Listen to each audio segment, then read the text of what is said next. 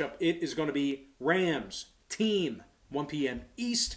The Rams are -9 on the road. Total's 45.5. Juice to the over. And if you like the team at home here, they're plus 320 for an upset victory. Now Washington's on a three-game losing streak. 32 points per contest they gave up during that span. They also failed to cover the number in their last 3 straight, depending on where you shopped at for that Baltimore game. But regardless of where you shopped at or who you bet on, Washington's they're rushing for less than 93 yards a game, and they're scoring just 19 points per contest. They rank in the bottom 10 in passing, bottom 3 in yards per play.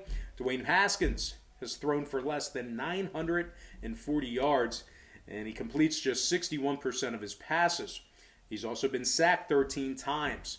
This Washington D also ranks in the top 10 in most rush yards allowed per contest, top 5 in most first quarter points allowed. Chase Young is questionable. Sims and Holcomb are also questionable. And can't forget about Foster and Sheriff, who are both still on the IR. Now Washington's taking on a Rams squad who's coming off a solid 17-9 victory over the Giants. Not a whole lot of offensive production, but very good defensively.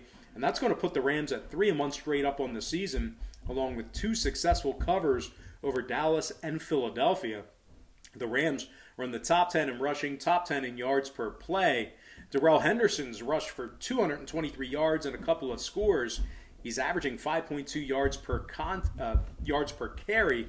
Malcolm Brown's also carried it 45 times for $182 and 2 touchdowns as well. This Rams defense on the other side ranks in the top 10 in fewest points allowed, top 10 in fewest pass yards allowed as well. Darius Williams has a couple of INTs on the season, 3 PBUs and 11 tackles for Williams. Aaron Donald also has 3.5 sacks on the year, despite being double and triple teamed every snap. Donald's got 4.5 tackles for loss and 13 total tackles on the year. The Rams are in the top 5 in fewest first quarter points allowed, top 3 in fewest fourth quarter points allowed as well.